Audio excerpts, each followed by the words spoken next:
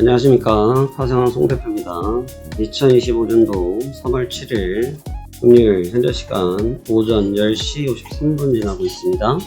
자, 시장이 요동을 치는 것도 아니고 그렇다고 안 움직이는 것도 아니고 방향성을 잡기가 쉽지 않은 상황이 계속되고 있습니다.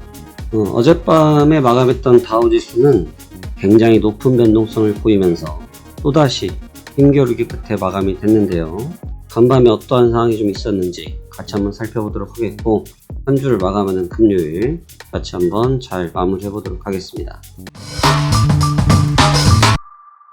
먼저 다우지수부터 보시도록 하겠습니다. 다우지수는 전장 대비해서 0.99% 427포인트가 하락을 한 42,579포인트에서 하락 마감했습니다. 나스닥은 전장 대비해서 2.61% 483포인트가 조정을 받았고요. S&P 500은 1.78%가 조정을 받으면서 마감이 됐습니다. 지금 다우지수를 보면 400포인트 정도의 변동성을 거의 매일 보이고 있습니다. 400포인트를 거의 평균 수준으로 5일째 움직이고 있고요. 물론 이제 하락의 빈도가 더 높게 나타나고 있지만 보시다시피 전날 하루 강하게 상승, 다시 강하게 하락하면서 제자리에서의 등락을 연결하고 있다라고 보시면 됩니다. 이 얘기는 좀 짚고 가야 될 부분이 있는데, 이렇게 큰 변동성을 상하를 가져간다는 얘기는 그만큼 내용의 복잡함을 이야기하기도 하지만 현재 위치에서의 뚜렷한 방향성을 못 잡고 있다는 것으로도 해석할 수 있습니다. 하락을 했던 것의 빈도만 가지고 하락을 했다라고 말하기는 어렵고, 상승과 하락을 반복하고 있다는 것. 하지만 기본적인 추세는 약세인 속에서 반등도 모색을 하고 있지만 그만큼 하방 압력도 보고 있다. 그래서 지금 어떻게 차트상의 형태를 보시면 제자리에서의 지금 3일째 캔들이거든요. 3일째 박스 캔들입니다. 그래서 3일째 이렇게 박스 캔들을 그리고 있는 것만큼 뚜렷하게 어딜 가지 못하고 있는 상황이라고 볼 수 있습니다. 이게 왜 그러느냐라고 보시면, 저희가 이제 계속해서 누누이 언급하고 언론이든 어디든 다 동일하게 이야기하고 있는 것처럼 지금 가장 난감한 것은 트럼프 대통령이 정책을 사용하고 있는 것이 확정적 정책이 아니라 계속해서 날짜를 유예하면서 본인의 협상의 카드로 쓰고 있다는 것이 현 시장에 부담으로 나타나고 있는 겁니다. 그 얘기는 무슨 얘기라고 보시면 되냐면, 지금 어제 같은 경우는 멕시코와 캐나다에 대해서 관세를 다시 한 달을 다 유예를 했어요. 전 품목에 대해서. 철강을 좀 제외했다고 하지만 대다수의 품목에 대해서 유예를 하면서 사실 원점이 된 거거든요. 사실 그렇게 되면 앞선 3월 5일 같은 경우 약세를 보였다가도 강세로 마감할 수 있었던 이유가 미국 상무부에서 자동차 관세를 제외했다는 부분 때문에 장 막판에 급등했던 것이 주가 상승의 원인이었거든요. 그런데 지금 같은 경우는 캐나다와 멕시코에 대해서 관세를 유예했지 않습니까? 유예를 했으니까 어떻게 되겠어요? 시장은 호재가 되겠죠? 호재가 될 텐데, 호재가 되면서 근형이 나왔을 때는 잠시 급반등을 하기도 했습니다.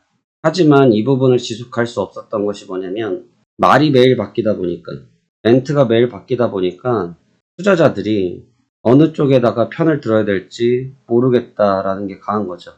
어느 쪽으로 편을 들지 못했다. 다시 얘기하면 투자자들이 결정할 수 있는 카드가 없다라는 겁니다.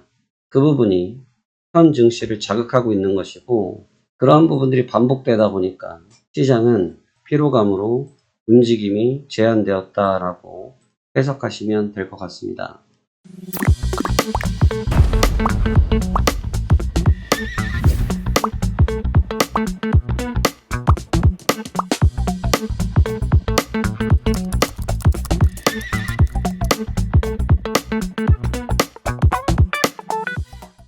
이 부분은 아마도 계속 이루어질 수밖에 없을 것 같고요.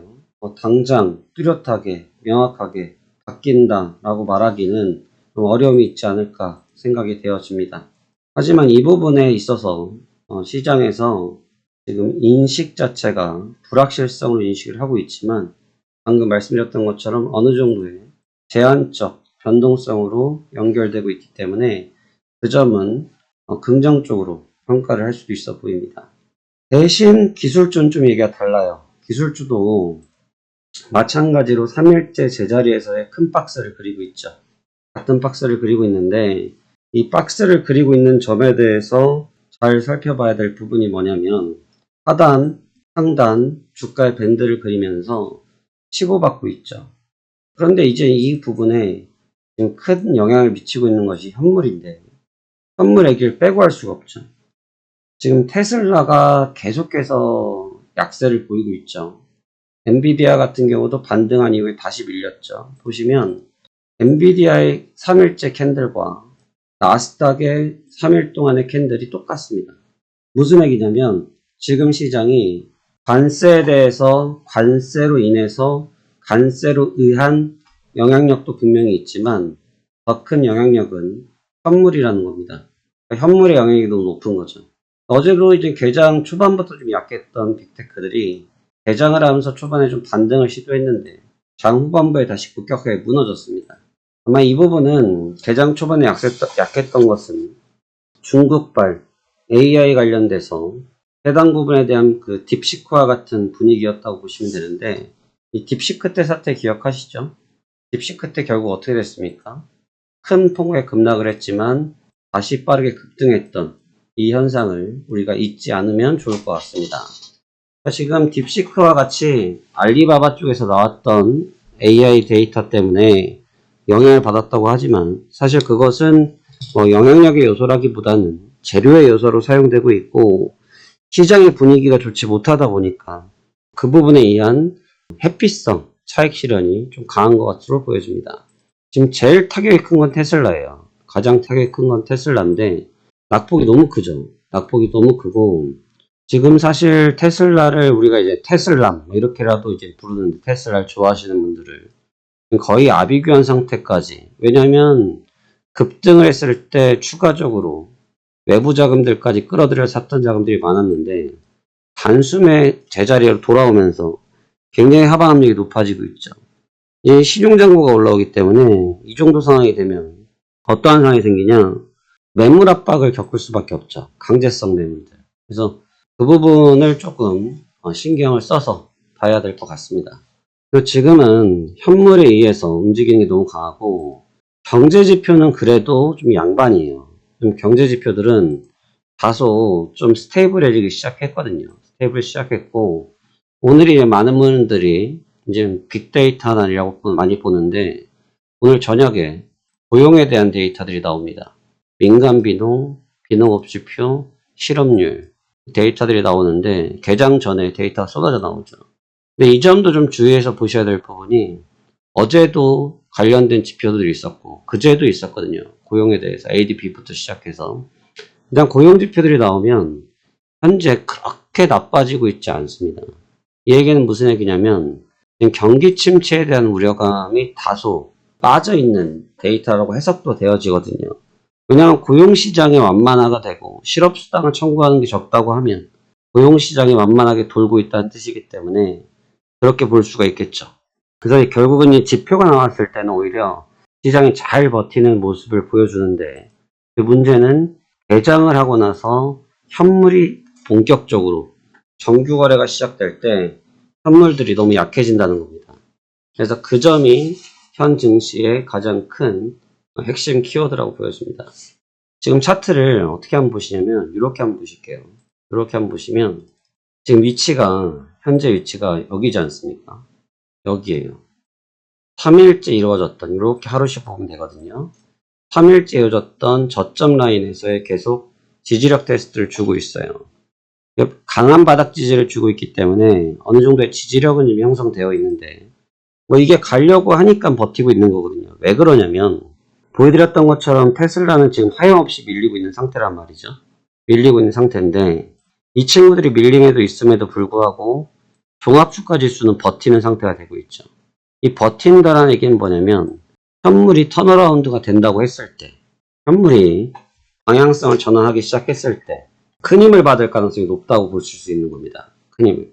그렇기 때문에 해당 구간의 박스권에 대해서 좀 면밀하게 볼 필요가 있다. 그러니까 어떻게 보시냐면 분봉을 짧게 보고 여기를 봐버리면 좀 오해의 소지가 생겨요. 이렇게 보면 추세가 죽어버린 느낌이 난단 말이죠. 근데 지금 결국은 되돌아와서 직전 저점 라인을 맞춰놓으면서 또 저울질을 하고 있다는 거거든요. 이 측면을 놓고 볼 때 지금은 방향성이 아직 뚜렷하게 결정나진 않았다라고 볼 수 있어요. 여기서 오해하시면 안 돼요. 이미 이건 끝난 거니까 얘기를 하지 않는 겁니다. 이 끝난 추세에 대해서 제가 굳이 언급하지 않는 거예요. 이건 끝난 추세니까. 끝난 추세는 끝난 추세대로 보고 앞으로 추세를 보는 거지 우리가 과거를 갖고 얘기할 건 아니잖아요. 그렇죠? 과거가 이랬니 저랬니를 얘기하는 게 아니기 때문에 현재 상황을 놓고 얘기한단 말이죠. 그러니까 현재 상황 자체가 그렇게 되고 있다라고 이제 이해를 하시면 됩니다.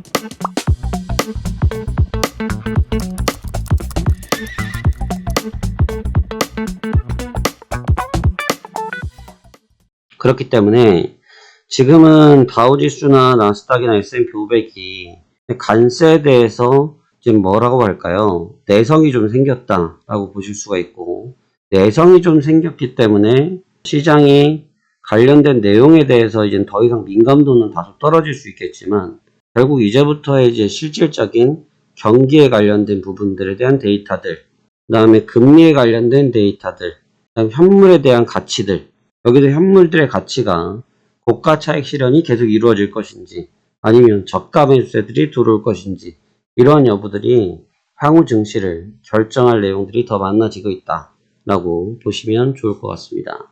장이 좀 어지러워요. 장이 좀 어지럽고 뭐 등락폭이 굉장히 큰 편에다가 지금 보시면 어제 낮인데 어제 낮에 뜬금없이 계속 놀았어요. 최근에 이제 변동성 시간이 저도 요즘 거의 야행성이 되고 있는데 주간에 놀아버립니다. 주간에 놀아버리고 수요일날 있었던 트럼프가 의회 연설이 있었을 때 그나마 그땐 주간에 조금 움직여서 매매할 게 좀 나왔지 낮에는 매매할 건덕지가 많이 안 나오고 밤에 좀 많이 집중되는 시장이에요. 그 얘기는 뭐냐면 지금 우리나라장도 그렇고 항생도 그렇고 일본도 그렇고 다른 쪽 국가들의 주가가 흔히 말해서 두들겨 맞고 있진 않거든요. 항생은 오히려 날아가고 있고 상해도 괜찮고 니케이 쏘쏘하고 그쵸? 우리나라도 마찬가지고 그렇기 때문에 사실 미국 쪽은 지금 다른 나라의 영향을 받고 있는 것은 아닌 것으로 보여지고 내부적인 현물들의 움직임에 의해서만 움직이는 것 같습니다. 그래서 이 현물에 대한 가치 평가를 좀 더 긴밀하게 하시면서 장을 대응해 주셔야 좋은 결과가 이어지지 않겠냐 저는 이렇게 생각되어지네요. 자 그러면 오늘도 성공 투자하시길 바라겠고 좋은 주말 되시고 다음 주에 이어서 뵙도록 하겠습니다. 참 다음 주는 썸머타임이 해제돼서 이제 미국 개장 시간이 앞당겨지고 선물의 시작 시간도 1시간씩 조정된다는 점 참고하시길 바라겠습니다. 자 그러면 성공 투자하시길 바라겠습니다. 감사합니다. 화생한 송 대표였습니다.